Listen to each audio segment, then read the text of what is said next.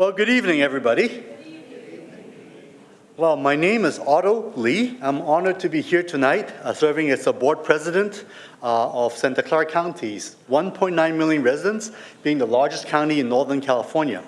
And I'm very excited to say that we've got a real VIP, but one of our local hero for joining us tonight at Townhall, our Congresswoman Zoe Lofgren. Yes.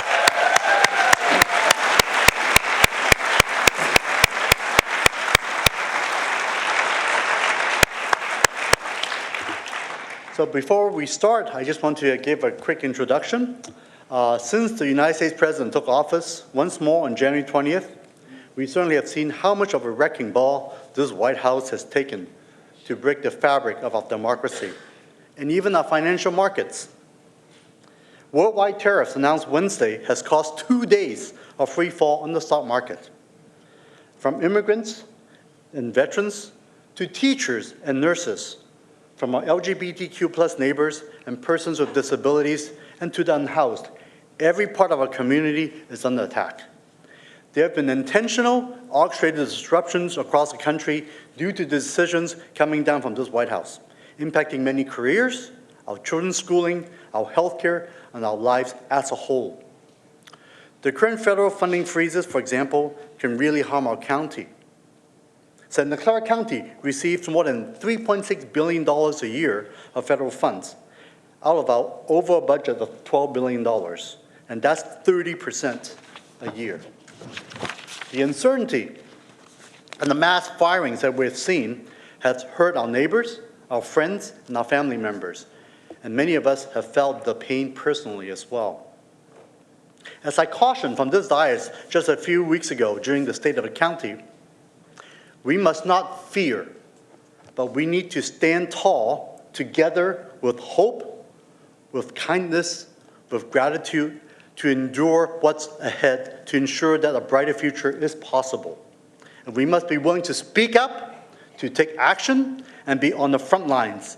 And we can't do that without working together side by side to transform these obstacles into opportunities. Today, we are truly excited to host this town hall for Congresswoman Zoe Lofgren here in Santa Clara County. We hope that we all come away with this event with a sense of how our Congresswoman is standing alongside all of us in meeting this unprecedented moment, suggesting how we can all try to hold the White House accountable. Congresswoman Lofgren is a Democratic member of the U.S. House of Representatives, first being elected in 1994. She currently represents District 18, which serves the communities in Santa Clara, Monterey, San Benito, and Santa Cruz counties. She also served on the Santa Clara County Board of Supervisors right here from 1981 to 1994, where she was part of the first female majority on the board. Yes.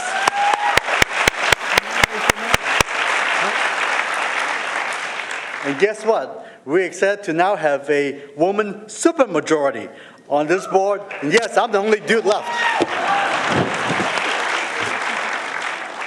And of course, I'd like to introduce my county supervisor's colleague right here, who is tonight. We see Betty Young, please, Grace. And our Vice President, Sylvia Arenas, right here, for joining us tonight. Thank you. I don't see my other colleagues, right? Okay, good, just to make sure I don't miss anybody.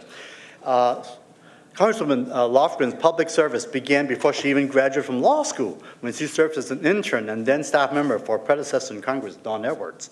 She also practiced and taught immigration law and was the first executive director of a housing nonprofit. A lifelong Bay Area resident, she's the daughter of a truck driver and a cafeteria cook who was later a secretary. She was the first in her family to attend college and law school, and she never forgets her own roots when fighting for the hardworking families. So we are very grateful for Representative Lofgren's long career in public service and for her continued efforts to represent her constituents right here in California 18th on the Hill. We know that you are here today to share many of your concerns and your hopes for what is to come from this federal administration's continued impacts. And we ask that you approach this town hall with an open ear and an open mind to the discussion. The Congresswoman will explain the question and answer process, and we ask that everyone here to be respectful, courteous, and patient so we can all have as positive an experience tonight as possible. And I know that a lot of us are frustrated of what's happening in Washington and how this administration's decisions are impacting us here at home. So thank you all again for coming here tonight to listen, to share your insights, your feelings, and your realities. And we thank you for showcasing how democracy really works by coming here today. And with that, we welcome our Congresswoman Lofgren back to our county. Thank you. Thank you, Otto. Thanks very much. Thanks very much. It's great to be back in these chambers where I spent so many years working for health care and the open door policy at our hospital and for so many causes dear to my heart. And I want to thank everyone for coming here this evening. You know, like many members of Congress, during this pretty volatile start of the new Trump administration, I'm holding this town hall so I can hear from you directly and face-to-face. I held a telephone town hall on March 16th and appreciate that many of you were on that and now have come out in person. If you didn't receive information about either of those events from me, please be sure to sign up for my emails, and you can do that on my website. Before I give just a few brief remarks and then we'll get to questions, let me outline how I intend to proceed. More than 200 questions were pre-submitted online, and I already see and appreciate that many of you filled out a question submission sheet tonight. So you can continue to do so throughout this event and hand your sheets to the staff or the volunteers that we have from Overveld High School. The high school students, will you raise your hands? So these students, they volunteered and they are going to help collect the questions and read them aloud, and I appreciate that they are willing to do that. We're in more than one room, so we've asked staff and the student volunteers to, well, stand and identify, because you're on TV down in the overflow and they'll see who you are. Go ahead, stand up. This is who's helping you.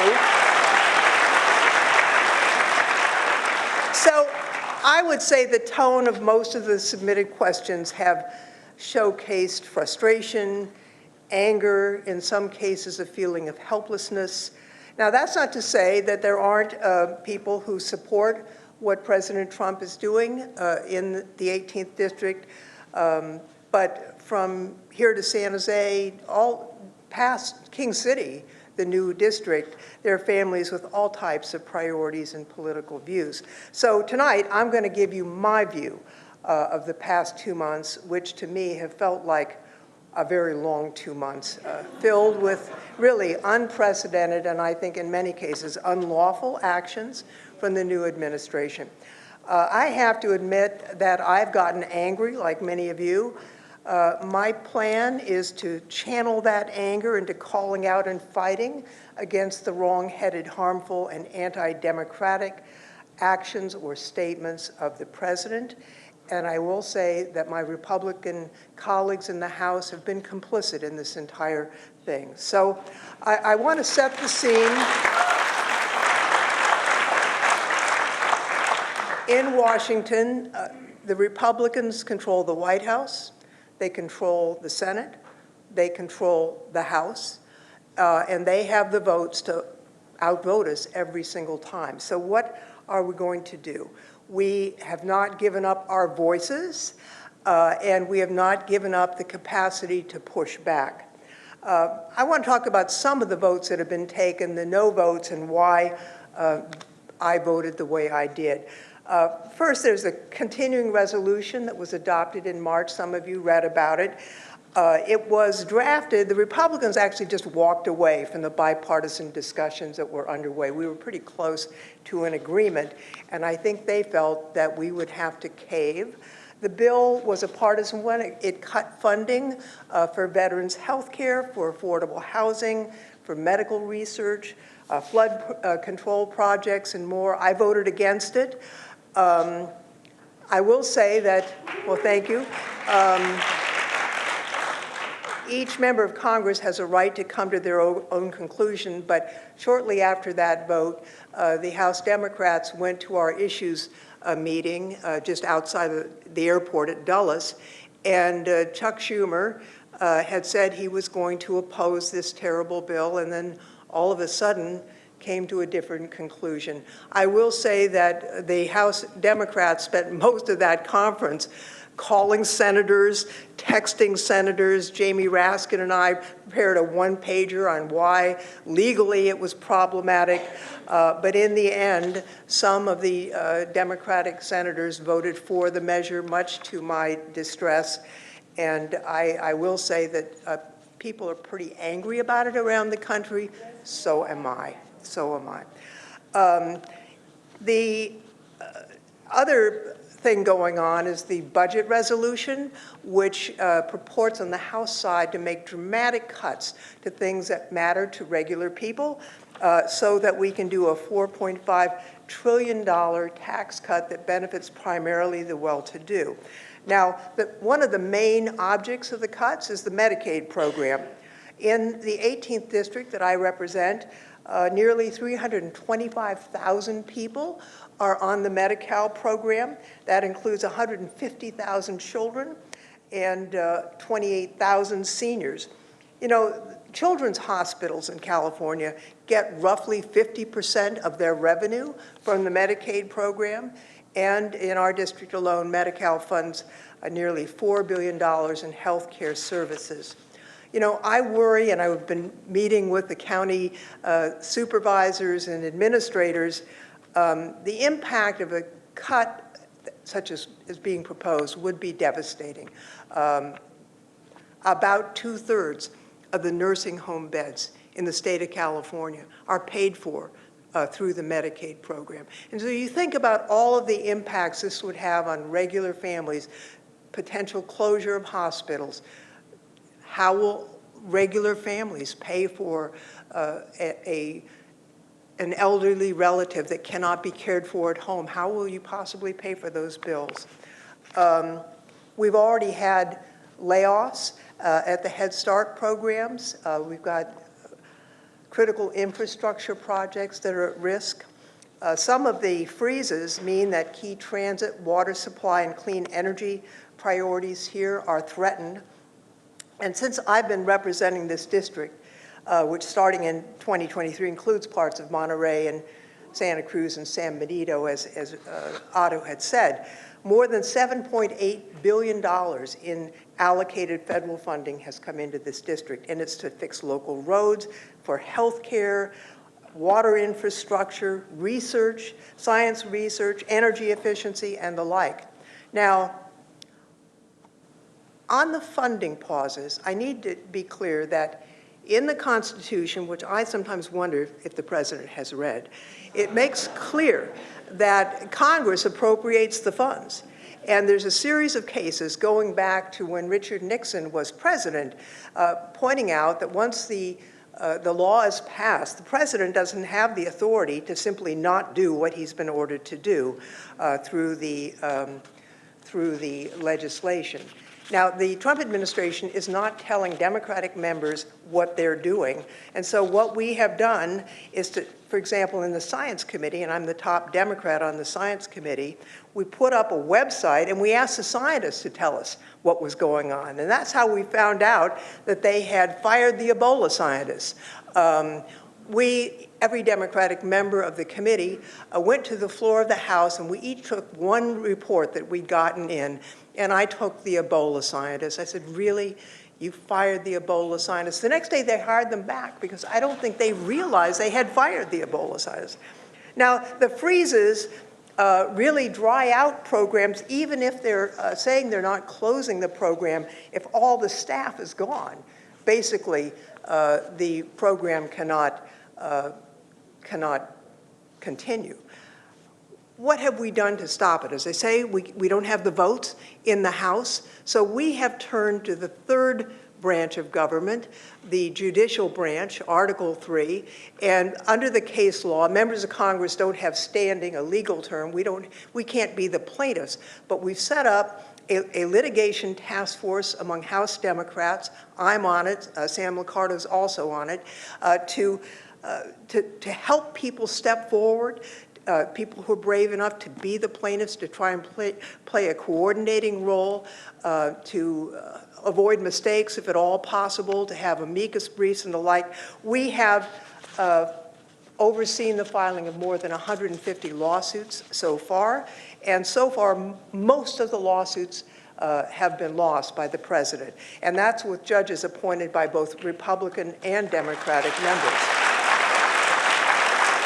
So I just want to talk a little bit about the tariffs, and then we'll get into the questions in a minute. But as Otto said, the tariffs have been imposed, and it's a catastrophic result. I think the market dropped 2,200 points. I'm afraid to look at my IRA. I think that the impact on the economy, most economists are predicting, is likely to be quite grim. The economy of this region will be hit very hard in the tech sector, and I want to say also in the agricultural sector. I got a letter already from ag producers down in the southern part of the district pointing out that these will have a very adverse impact on the ag economy. 87% of the lettuce, 85% of the broccoli, and 82% of the spinach that is exported from California goes to Canada. Well, that's going to be lost, I think. I want to talk also a little bit about the foreign policy initiatives proposed by the president, whether it's threats to invade Greenland or Canada, his weird deference towards Vladimir Putin, his disdain for American servicemen.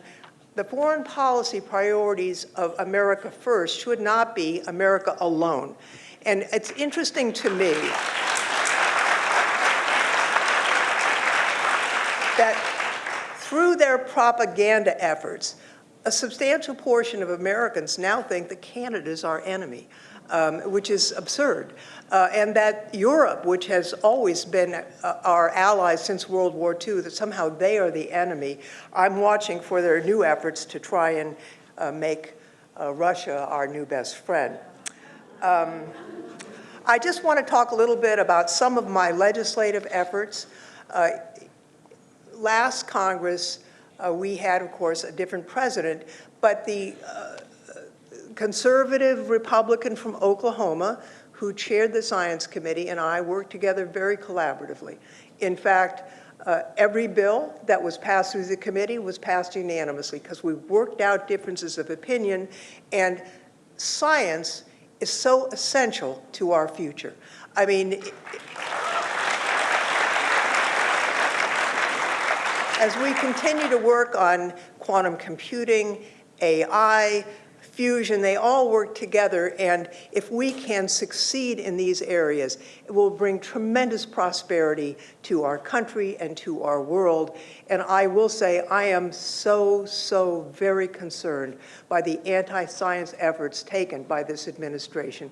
We'll get into that later in some of your questions, but I've been meeting with university presidents. The illegal cutoff of grant funding for research is stupid, but illegal, but is also going to permanently damage the science enterprise. Many universities are reducing the number of doctoral students that they're admitting because they don't know how to pay for the research. The fired scientists are being hired by other countries, including China, that's advertising for our scientists. So this is a punishment on our future that is being undertaken here, and it's permanent damage. Now, I'm going to share the microphone with the students who have got the questions, and they will start reading. And at this point, you can keep handing questions in to them. We'll try and get as many questions answered as possible. And if we run out of time, we will have the questions, and if you've provided contact information, we'll get you an answer. So with that, students, take it away. The first question is from Rodney from Gilroy. Are our protests and letter writing effective? What else can we do? Well, I think a lot of people feel a sense of frustration. I mean, it's worth remembering that President Trump did not get a majority of the Americans voting for him. But he is the president. He did win the presidency. But being president doesn't mean you get to overturn laws by making a statement, which is what he apparently thinks is the case. So what can we do? It's important to understand that pushing back does matter, and that the demonstrations and the calls and the hostility among the American public to these policies does make a difference. I'll just give you an example from today. We found out that NOAA, the National Oceanic Administration, was going to close its websites and take all the data away, all the science away from the public. Ridiculous situation. We went into overdrive criticizing this effort. By this afternoon, they backed off, right? So you can pick up the phone, you can call me, I love to hear from you. Call our senators, but actually we're all on the same side. You can call any place else. You can call, there's 9 Republican House members in California. You can call each one of them. You can call the White House. Let your voices be heard. And then also, if you're on social media, make sure that the people you're in touch with hear your voice as well. I know I'm not advertising it because this is an official meeting, but there are demonstrations all over the United States tomorrow, and I think that will be noticed as well. I do think that, let's just think about the Medicaid cuts. All the Republicans in the House voted for the budget that envisioned the Medicaid reductions. Some of them have very large numbers of constituents who rely on the Medicaid program. David Valadao has 67% of his district is on the Medicaid program. It's the highest percentage of any district in the United States. So people might want to call David and say, you know, what are you doing here? So you can call, but don't sit by and don't feel that your voice doesn't matter, because it does. Next question. The next question is from Timothy from San Jose. How much does Congress actually know about the powers Elon Musk has in Washington? Well, I think his whole enterprise is legally dubious. You know, for one thing, he's a special employee, and then he's just an advisor. He is laying people off, and then he isn't. I think ultimately one of these court cases is going to end up with him being deposed about what he is actually doing. But he is, you know, this Doge, whatever it is, I called it doggy and no one else took that up. But, you know, there are serious issues of duplication. I do think that there are ways to streamline the government. There are ways to make it work better. I was talking to the director of a federal lab just the other day, and this lab director said, if they want to know how we could make this more streamlined, they should ask me. I could tell them some of the things that are duplicative. We could do this. It's not, that's different than going in with a chainsaw that he had at a rally and basically firing everybody in sight, firing the physicists in charge of keeping the nuclear weapons safe, the Ebola scientists, and the like. So in addition to the firings, I have grave concerns about their access to private information. They are in the Social Security ways, in Treasury, in the student loan system with a lot of private information in there. I don't know this, but I am very concerned that he may be appropriating that information for his AI business. And he also has conflicts of interest that won't quit. Yep. And I'm worried that he tried to bribe the election in Minnesota. But, Wisconsin, pardon me. I'll just say that we in the Congress are trying to do our oversight without the Republicans agreeing. We're sending multiple letters, trying to get information. Basically, they're blowing us off. And so that's why we're going to the employees and the scientists and the universities themselves to find out what's going on. That's how I found out about the layoffs of the Head Start teachers before it was public. It's how I found out about the cutting off of the grants, the research grants and the cancer grants and the Alzheimer grants up at Stanford University. You may also know things that I should know. So while I'm answering your questions, let me ask you also to not hesitate to give me advice and to give me information. Don't assume I know what you are seeing. The next question is from Adam from Salinas. What are you doing to protect the trans community? Well, you know, it's no secret. Thank you. That in the last election, there was a very nasty anti-trans campaign. The trans community was showcased in a very negative light, and I think it's unfair, it's a shame, but unfortunately, the Republican Party as a whole seems to be targeting that community more and more. I'm a live and let live person. And why people would pick on, it's actually a fairly small minority, but it's easier to pick on the smaller the minority, the easier it is to pick on somebody and be mean. And I think we all know that once you let people be divided and picked on and treated unfairly, you're going to be next. So I do think some of the activities that the president has engaged in have already been struck down. Issues in the military, veterans. I mean, if you're a veteran of the United States, you should be able to go to the VA and get whatever the care is that your physician thinks you should get.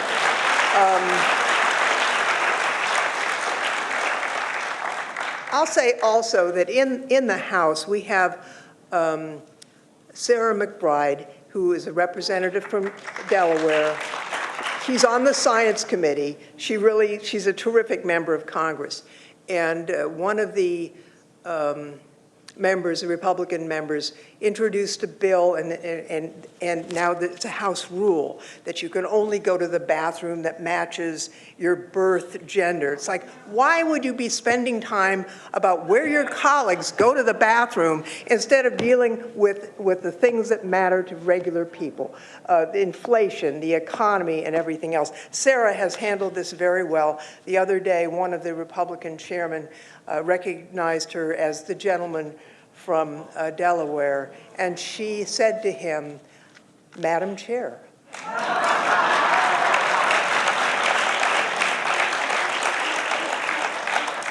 Okay, next question. The next question is from Sylvia from Morgan Hill. Why provide a tax break for billionaires? That's a very good question, and one I cannot answer. Certainly, we do have a budget problem that does need to be addressed. I do not diminish that because it has developed over time. Unfortunately, what's being proposed actually makes the deficit larger. The estimate is that it worsens the deficit by $1.6 trillion. So the idea that somehow this tax break that will, there'll be a few regular people that would benefit from it, but the overwhelming benefit goes to the very wealthy. And I'm not against people who are wealthy or made money, fine for them, but they don't need a big tax break and to aggregate the deficit by $1.6 trillion. So I'm not going to vote for it, and I'm hoping that we can make it go away.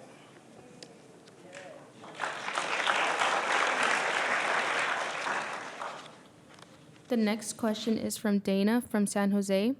I have so many concerns. One of them is the reckless way Musk and his dogers are disrupting/wrecking everything in the federal government. Of concern that directly affects my wife and me are the messing with Social Security. It is a major source of our income now that we are seniors, and I am concerned that it could be cut, halted, and delayed. What can Democrats in Congress do to bring some sense back into the institution? Well, thank you. You know, when Trump campaigned for president, he said he would not touch Social Security. But when he came to speak to Congress several weeks ago, he went on and on about made-up stories about fraud. You know, people who are 140 years old. I mean, it was just ridiculous. He's had his minion, Mr. Musk, talk about it as a Ponzi scheme. He had his Treasury Secretary say, well, you know, if his mother-in-law missed a check, she wouldn't complain. Well, she must not be living check to check like a lot of people I know, because she has a billionaire son-in-law. So we haven't had direct cuts, but they've laid off 7,000 Social Security Administration employees already. They're closing offices. I'm already hearing from some of you that you couldn't actually, you know, the checks are going, but if you have a problem or you need something, you can't be heard. As somebody told me they were on hold for a day till they were cut off. So that is a big problem, and we are going to complain loudly about it. One of the things that we know is that fraud, I mean, there's fraud in anything, insurance, whatever, but it's very, very low when it comes to the Social Security Administration. The GAO has done audits of it, and which is not something that Elon Musk can say. And you know, if there's a problem, fine. But to talk about not having the checks go out for a month because the people who complain would be the fraudsters, which is what the Treasury Secretary said, is absurd. And one thing we learned when George W. Bush wanted to privatize Social Security, remember back then? We had hearings, as a matter of fact, we had one in this very room, all over the United States, and people woke up and they complained loudly, and it collapsed the plan. So we're going to have to look to all of you. I'm going to do everything I can to fight back, but really, we're going to need to fight this together. And it's only in doing that that we'll succeed.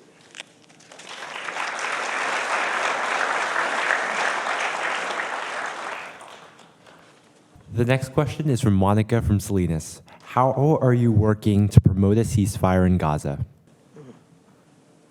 Well, I've been calling for a ceasefire for quite some time, nearly a year and a half. The ceasefire deal that was agreed to in January of this month has fallen apart, and I'm very concerned about what's happening there.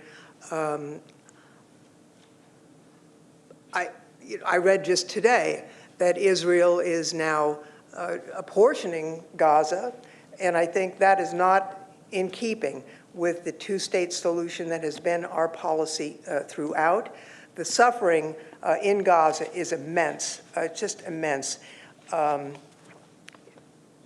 interested that Trump has said, you know, we should make this the Riviera of the Mediterranean, that he wants to own it along with Greenland. So I think our voices need to be heard, but frankly, none of this is being discussed in Washington at this point because of the catastrophe that is occurring in our own government, and I think that is a mistake because we have a moral obligation to speak out, and I have done so.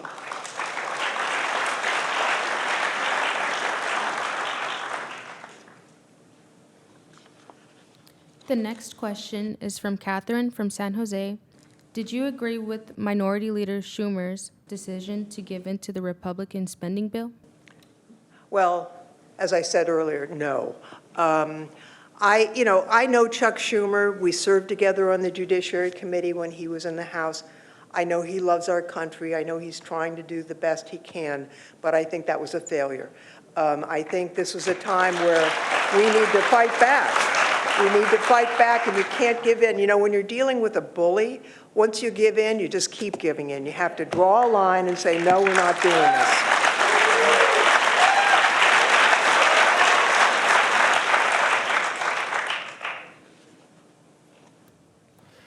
The next question is from Mike from Morgan Hill. Trump is stealing power of the purse from the House. Why is he getting away with it?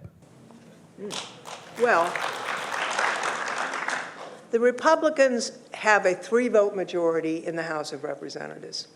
And with the exception of Tom Massey, who is a libertarian and super, super right-wing, although personally I get along with them, none of them are willing to speak up. And that's why he can get anything he wants done. I mean, take the tariffs, for example. There was a provision in law where, I mean, the tariffs should be done by the Congress. That's what the Constitution says. But we've delegated to some extent this emergency power. There's no emergency. But in the CR that was signed into law, they eliminated the capacity of Congress to intervene. I mean, it's absurd what they have done. They've basically handed over their role to Trump, and they are enablers in chief, and I think it's a scandal.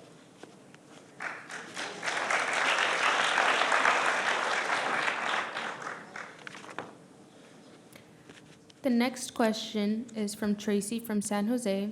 How will you and other Democrats hold Hegseth, Gabbard, and etc. responsible for sharing top secret information, just the latest scandal coming out of the White House?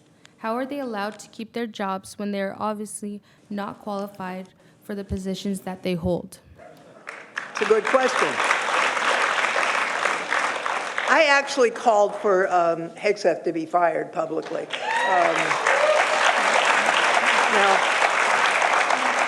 Trump wakes up every day saying, I wonder what Zoe Lofgren wants me to do. So that has not happened yet. But really, when you take a look at, he's probably the most unqualified Secretary of Defense we've ever had. And Tulsi, I served with Tulsi. I mean, there's no way she should have her position. She's completely unqualified for it. And so they're off, you know, doing things on apps that you can download on your phone. And it's not just the app. We found out later that one of the participants in the Signal chat was in Moscow, right, during the chat. And I mean, if your phone, it's on a mobile device. I mean, this is nuts. And they should be removed.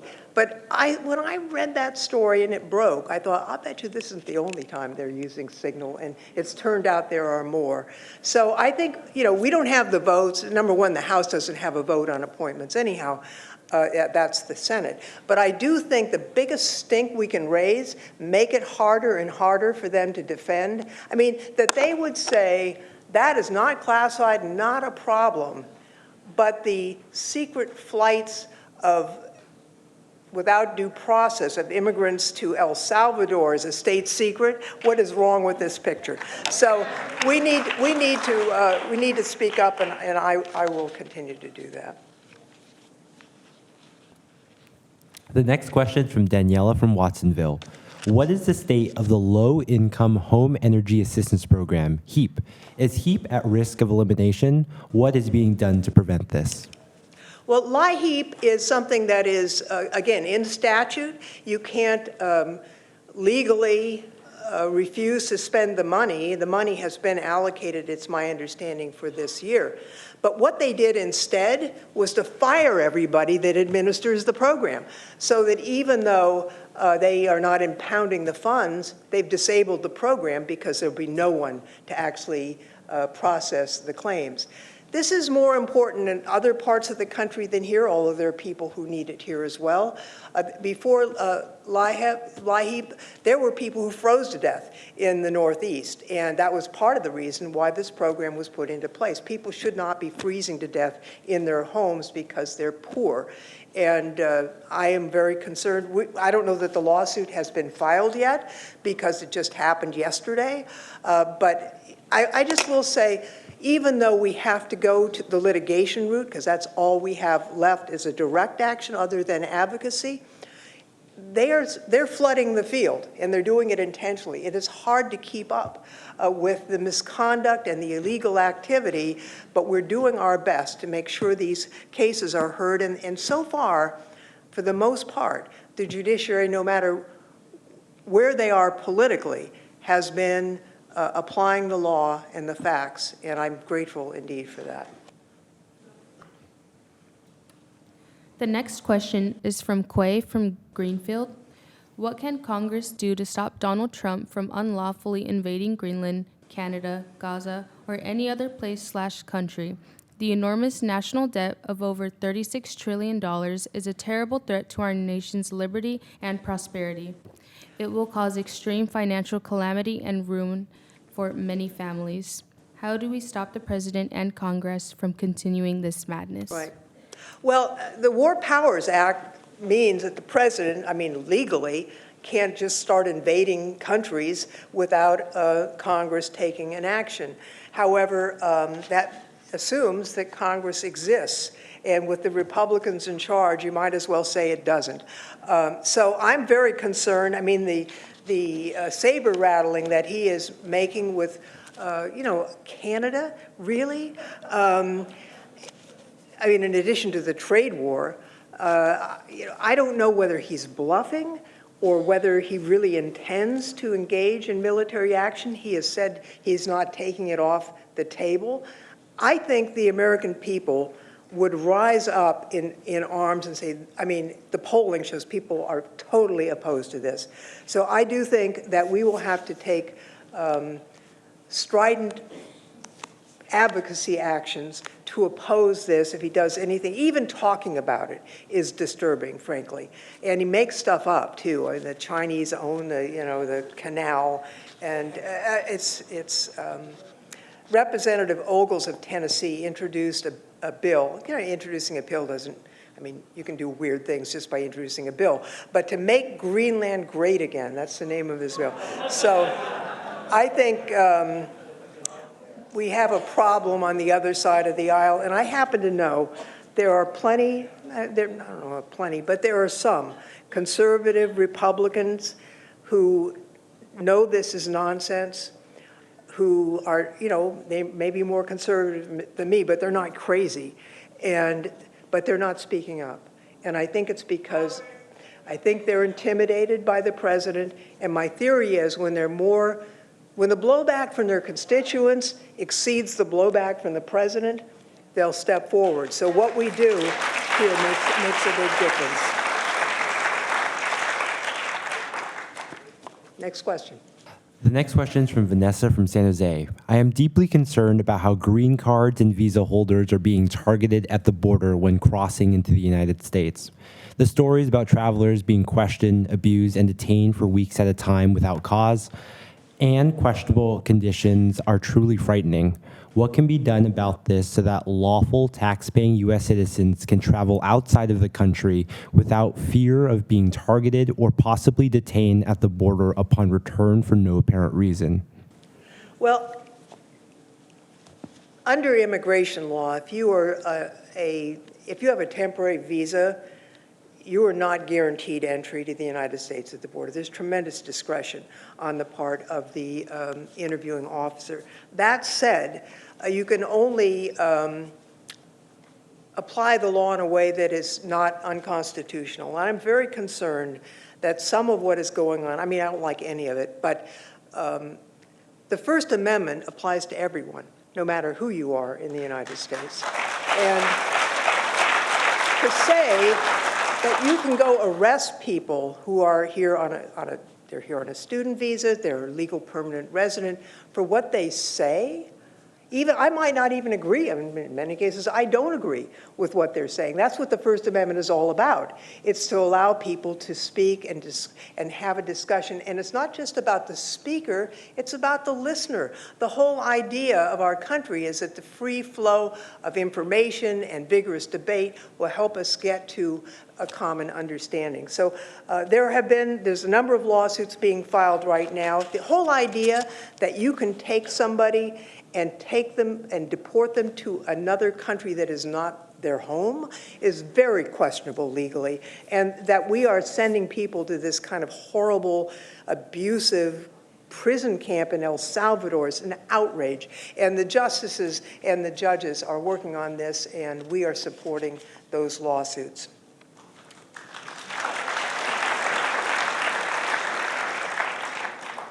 The next question is from Cecilia from Morgan Hill.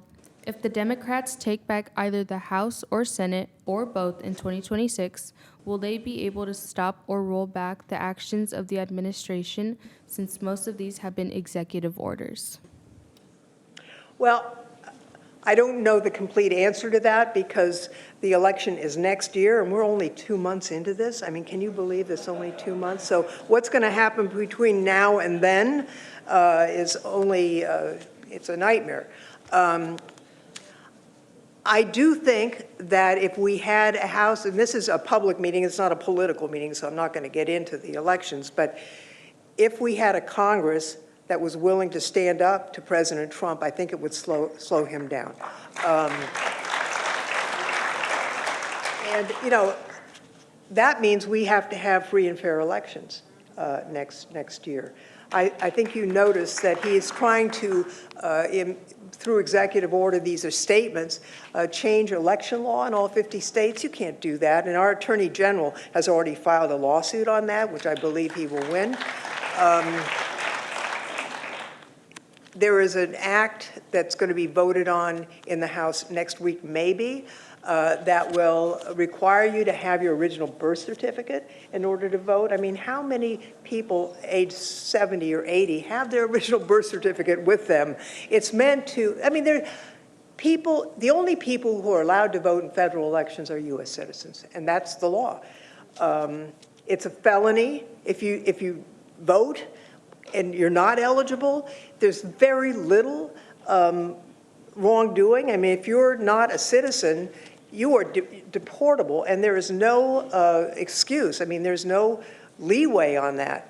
Even if it's a mistake, if you thought you were a U.S. citizen and it turned out you weren't, you're still going to be deported. So there's very little fraud. I'm against all fraud, but to say that we're going to disenfranchise millions of Americans for the vanishingly small number of people who make a mistake, and the research that we've done on this, which I did at some great length when I chaired the House Administration Committee with jurisdiction over elections, most of it is in municipal elections. It's the frat boys, you know, went and voted 5 times for their frat brother. I mean, it's never been a factor in the outcome of federal elections, and disenfranchising Americans to pretend that we're doing something about it is wrong. We need to fight that as best we can, and I'm going to vote no next week.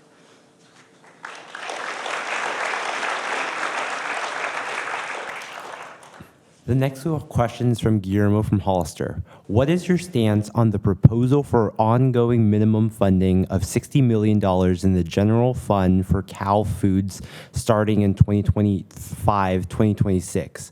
And how do you foresee this funding impacting food banks across California? Additionally, how likely do you think this proposal will receive bipartisan support in Congress? And what challenges do you anticipate in securing this funding long-term given the ongoing nature of food insecurity in the state? Well, that Cal Food program is actually a state program, so Congress will not have a vote on that. But we're doing other bad things to the food program. I don't know if you saw that they cut off funding for some of the school lunch programs. They cut off, illegally I would say, the funding for food banks. And they are trying to prevent delivery of SNAP benefits. So the attack on nutrition is substantial at the federal level, and I think it's beyond the capacity of the state of California to make up for when you take a look at what I'm hearing is not just food banks that no longer have food for people, but farmers. I mean, the farmers are selling the food. And so this is having an adverse impact on both the people who receive the food and the people who produce the food. I'm hoping if the Republicans are not interested in the people who need food at the food bank, maybe they'll listen to the farmers, although so far they have not. The next question is from Melissa from San Jose. Do you think that there could be enough support in Congress to protect American libraries from the great defunding of the Trump administration? What do you suggest people do to best support their library system? I love the libraries, and it's a small unit that they've now abolished illegally. I had a visit, a virtual visit last week with people from this community who are blind. And one of the major things they wanted to talk about was the role of the federal library services for Braille and for other things, for books. Otherwise, the blind constituents would be completely isolated and cut off. I think, it's important to many people, but the role it plays for the blind was something that I actually learned a lot about from my constituents. I think we need to fight for that. And again, that was just done a few days ago. I don't know that the lawsuit has been filed yet. But the impoundment cases have so far been going our way because, as I say, the cases go back to right after the Nixon administration when he engaged in the misconduct, and the case law has been clear. I think one of what Trump wants to do is to go to this conservative court and have them overturn that precedent. I hope they do not, but again, that's going to be something to watch at the court. I will say this, when the Chief Justice criticized Trump for his criticism of a trial judge, I thought maybe they're waking up, because if they can wipe out Article 1 in the Constitution, they can wipe out Article 3 as well. And maybe they're realizing that our constitutional system of government is really what's on the ropes right now. So I'm hopeful that we will win those suits.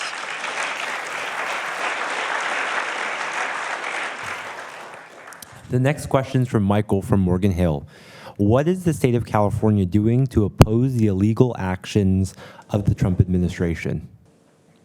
Well, as I mentioned, the state legislature appropriated extra funds for the litigation.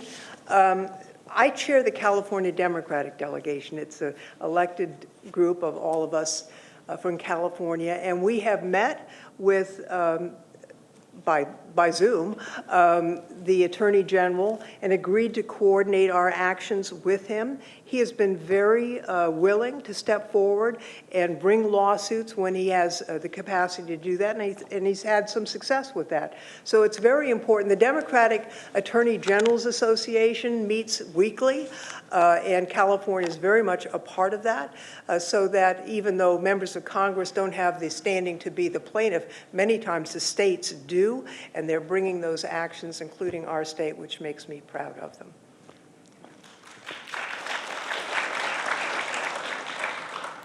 This next question is from James from San Jose.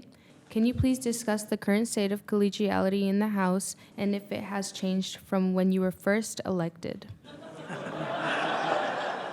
It's interesting because my first day in Congress was the day Newt Gingrich became Speaker. So that wasn't that collegial, let me tell you. Actually, Newt was a witness in the Judiciary Committee earlier this week, and he does not improve with time. But so no, that was bad. But my theory is this. You all sent me, I go back to Washington every week. It's a long commute. And you send me there to get something done for you if I possibly can. And so if there's areas where I can agree with the Republicans and make progress for the country, I'll do it. Unfortunately, that's not always the case with this president. As I mentioned, in the Science Committee, in the last Congress, all of our bills were bipartisan. We made progress in all kinds of things, and I was happy to that. And the conservative chairman, I like him. We get along fine. It's hard to get along with some of the wackadoodles, honestly. But as I say, there are people I work with. I'm trying to put together again a bill for farm workers, immigration bill for farm workers. In the last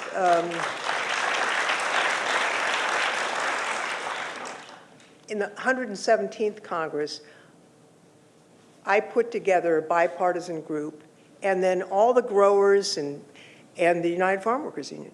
And over a 9-month period, we kind of sorted through everything that was at issue, and it was not easy. And at the end of that period, we came up with a bill that everybody agreed was not perfect, but a huge improvement over the current law. And so we introduced a bipartisan group. I was the lead. It passed the House and went to the Senate, who did nothing. We did the same thing the next year. next Congress. Again, it passed the House, went to the Senate, did nothing. So I'm trying to pull together that same coalition. I'm having a few problems with some of the Republicans who think now that they have the White House, the Senate, and the House, they can just discard the agreement, but that's not going to happen.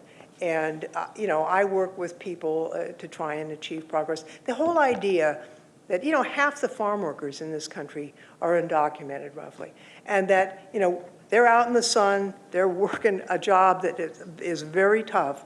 We're eating their food, and they got to look over their shoulder every day of their life. That's not right.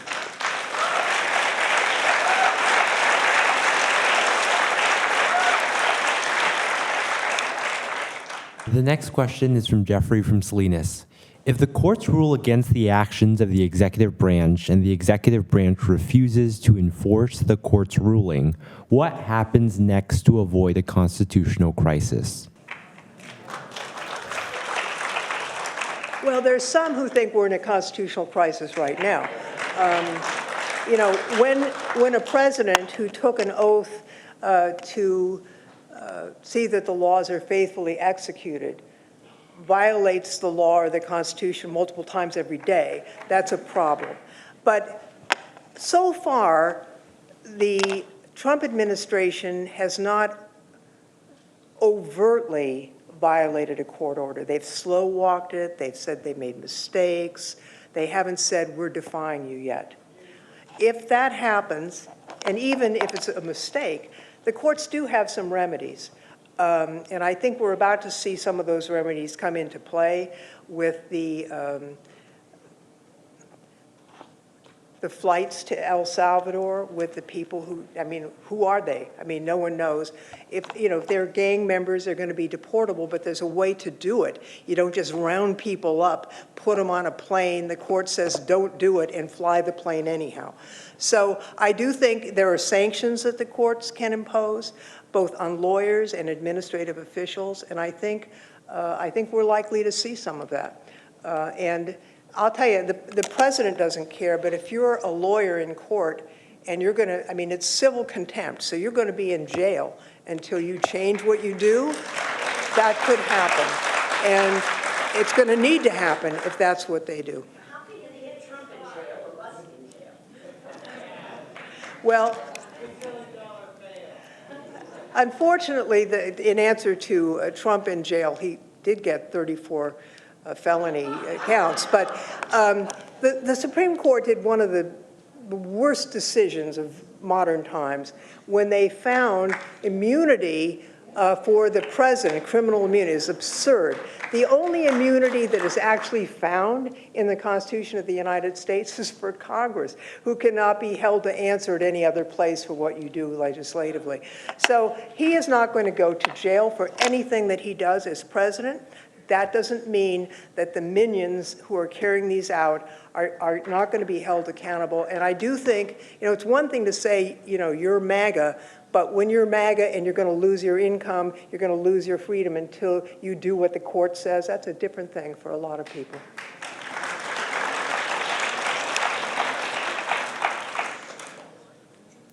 The next question is from Darlene from San Jose.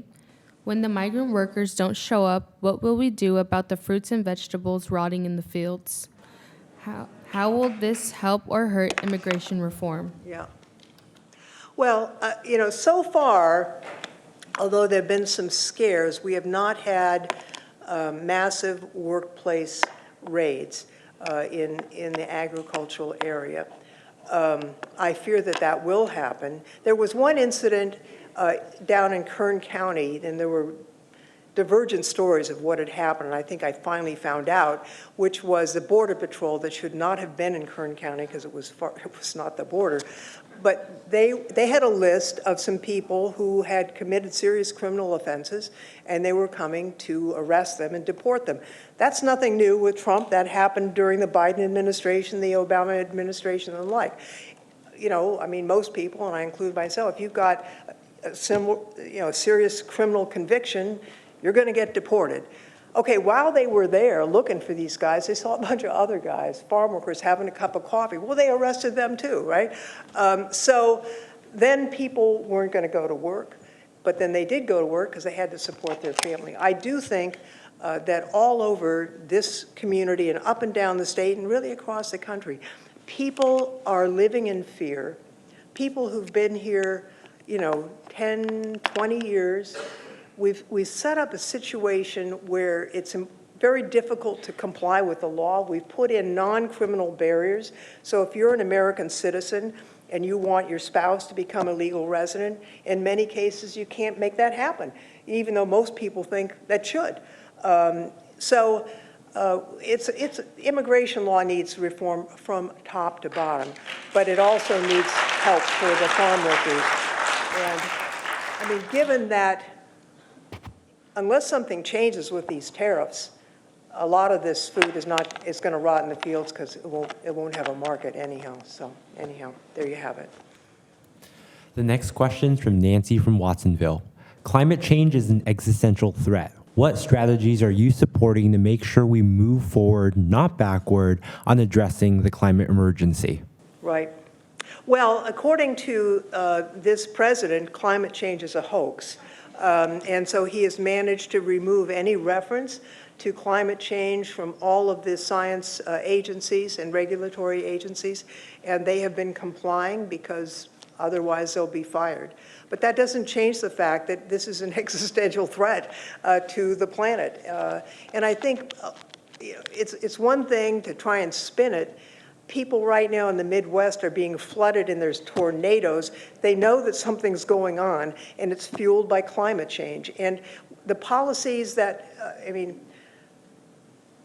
moving away from fossil fuels is hugely important. This state has made huge strides in that, and really we are on our way as a nation to do better.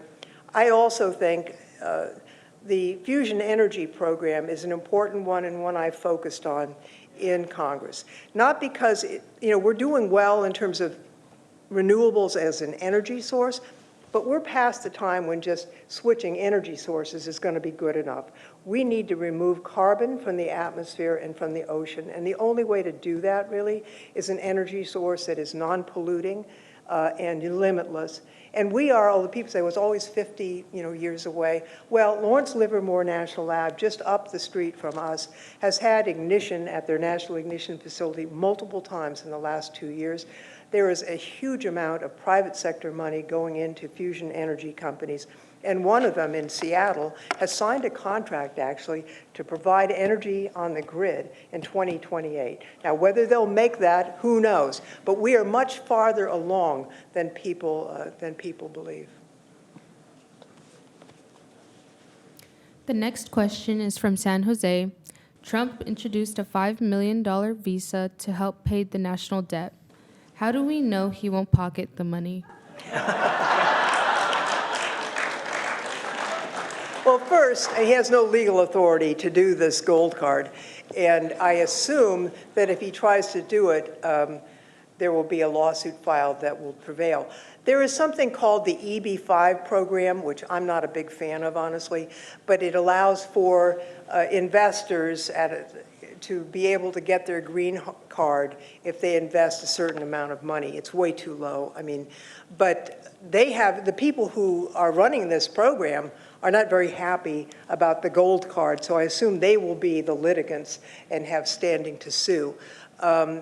Any money that is raised through the federal government goes to the Treasury and cannot be spent unless it's appropriated by Congress. Now, that doesn't mean that this president intends to abide by the law in this and any other way, but that would be, a complete violation of the Constitution and the law.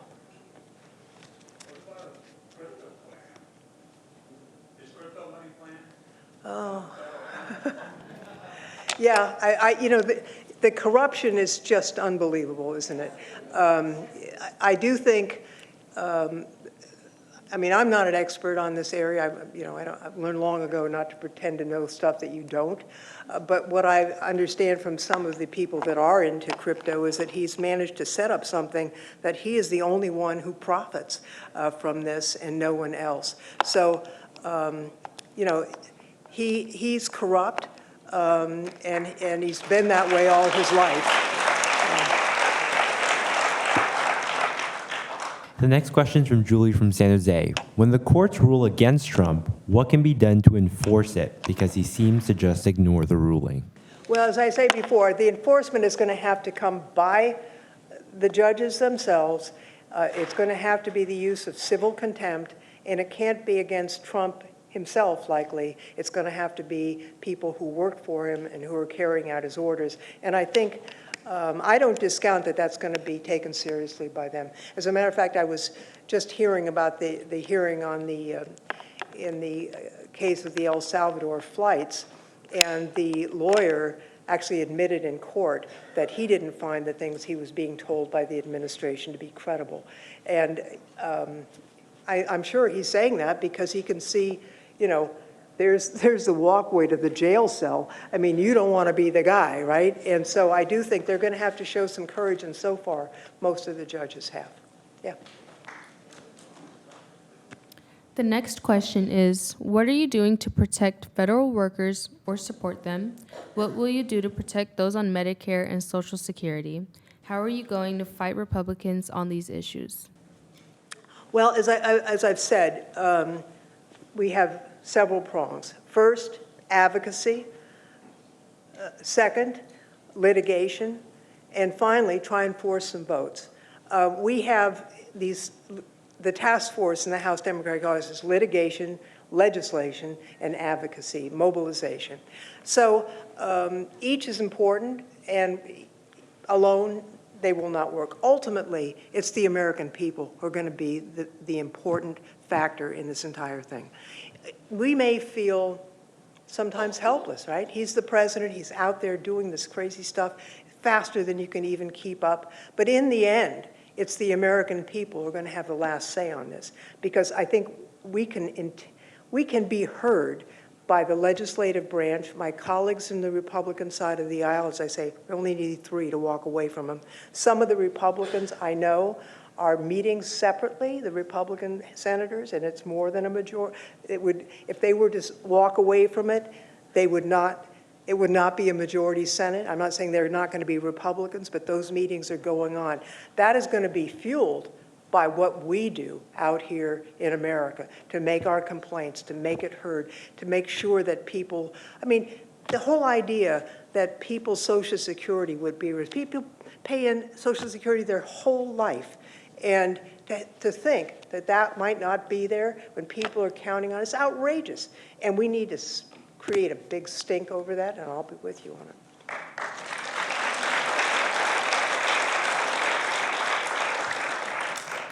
The next question is from San Jose. What is the ultimate goal of shutting down most federal agencies? That's a very good question. You know, during the campaign, many of us said, just read Project 2025 and you'll see what the agenda is. And Trump said he'd never heard of it, except the guy who wrote it is now the head of OMB. And I think, I don't fully understand the logic, but they want to destroy the federal government as we have known it. And not just the federal government, but other institutions. They want to eliminate the academic sector as we have known it. And I just think, you know, all of these institutions are less than perfect. But to think that we're going to make an improvement by destroying them instead of streamlining and improving them is a huge, huge mistake in my judgment. And so why they are doing this, I don't know. I do think that, you know, the Republicans, when I first elected, said they wanted to put the federal government, make it small enough to put it in a bathtub and then drown it. For myself, I mean, growing up in this county, I mean, I can remember times when, you know, my dad was unemployed. He was laid off. And if it weren't for unemployment insurance, we would have been done. I'm sorry, we would have been done. All of the things that, you know, are a safety, we want people to be successful. We want people to work hard, get ahead, but also understand life can throw you a curveball, and you shouldn't end up like at the end of your rope just because you got a curveball. I want people to have a chance to be successful, and part of that is, the role that government can play.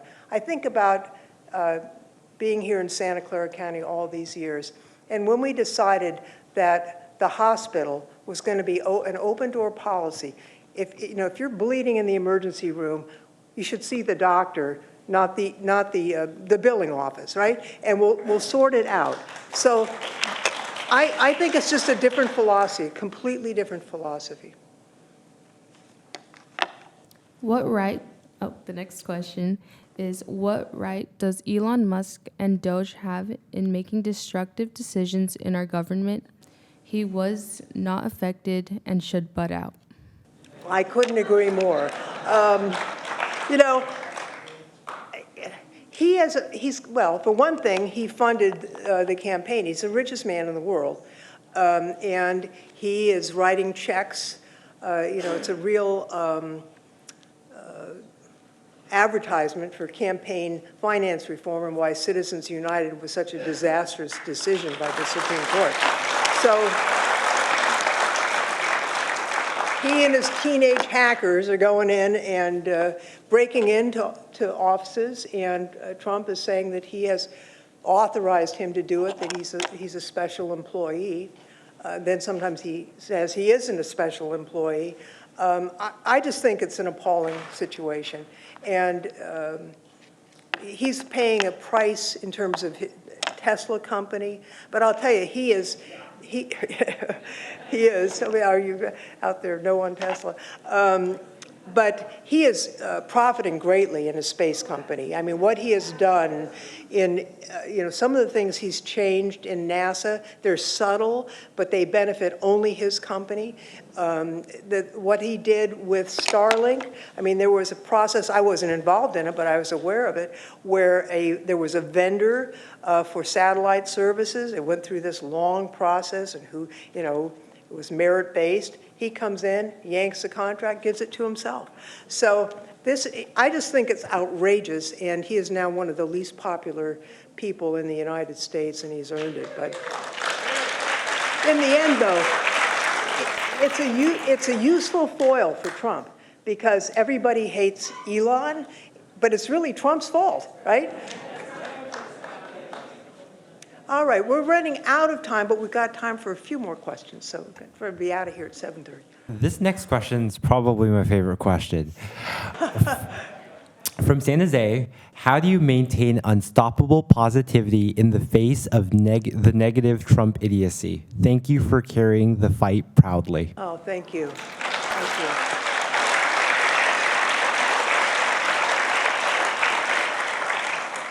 you. It's not easy. Believe me. I think all of us on the Democratic side have had moments where it's just like, oh my God, how could this be? How could we be in this situation?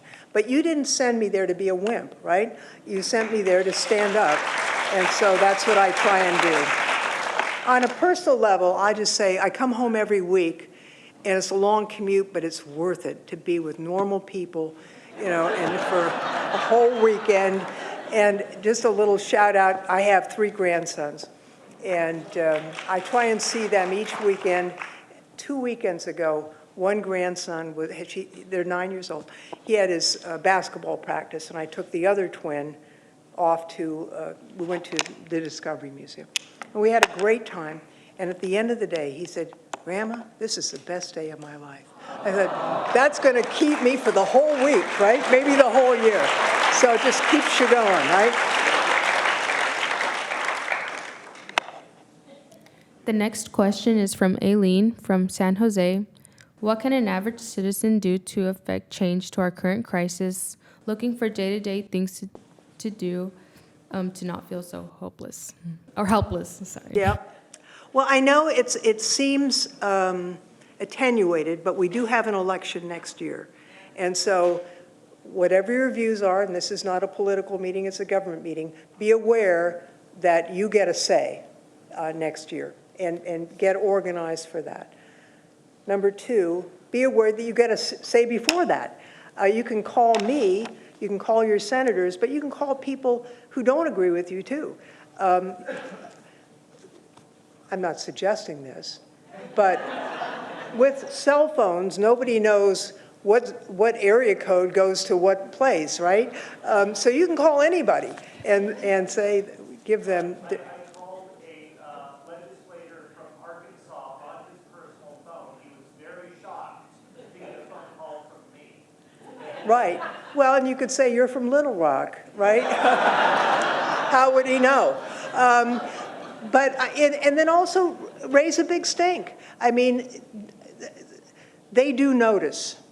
They do notice, and I do think, that, as I mentioned earlier, the pushback on no, it only took like a day to get them to reverse. It's just one thing, but many of the times it cause a big stink and they pull it back. They keep pushing, but we have to push back.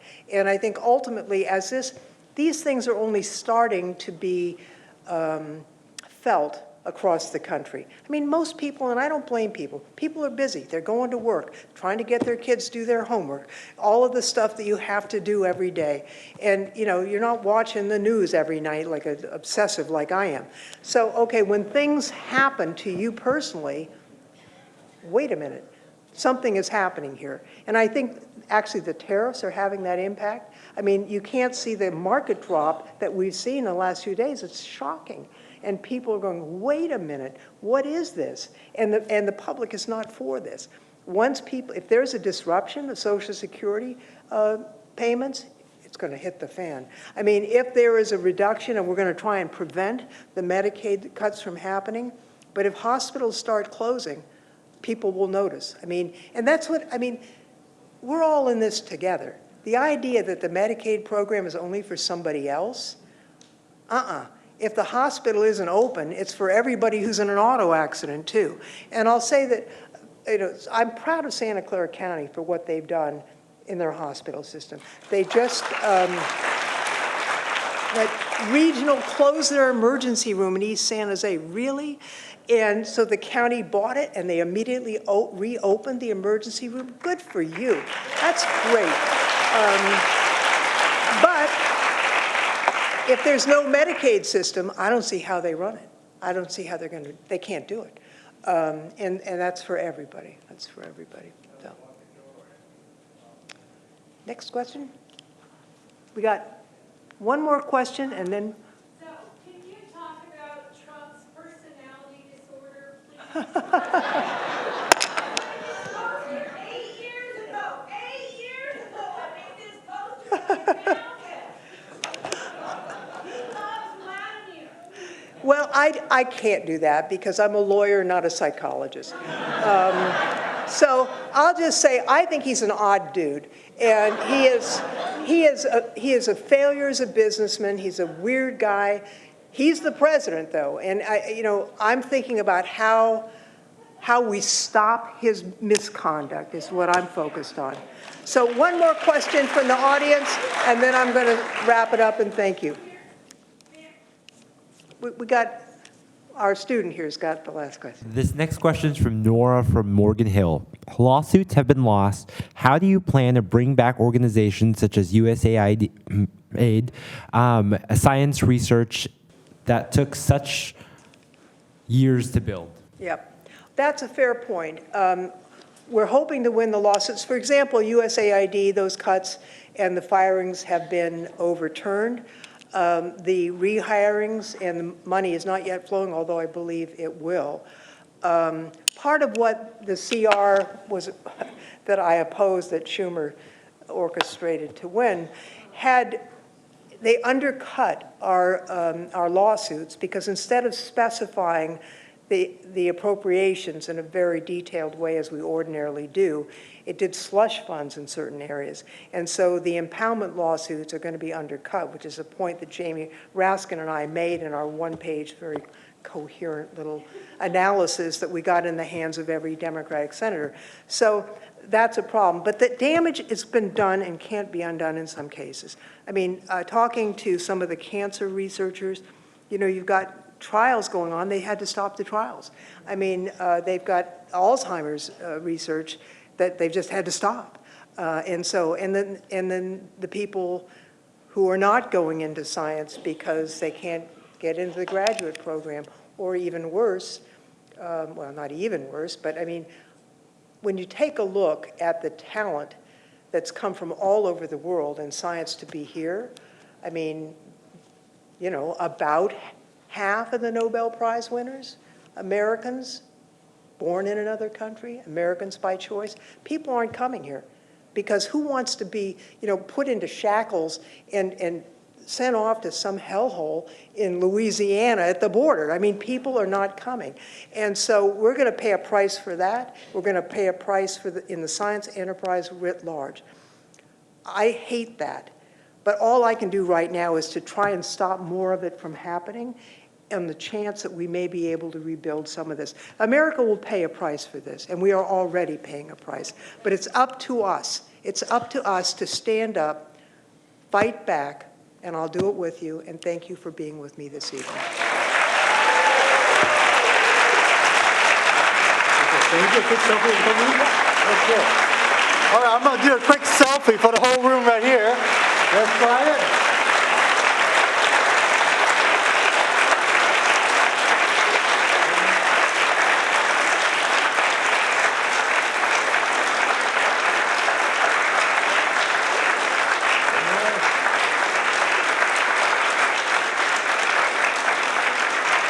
Thank you, guys. Thank you.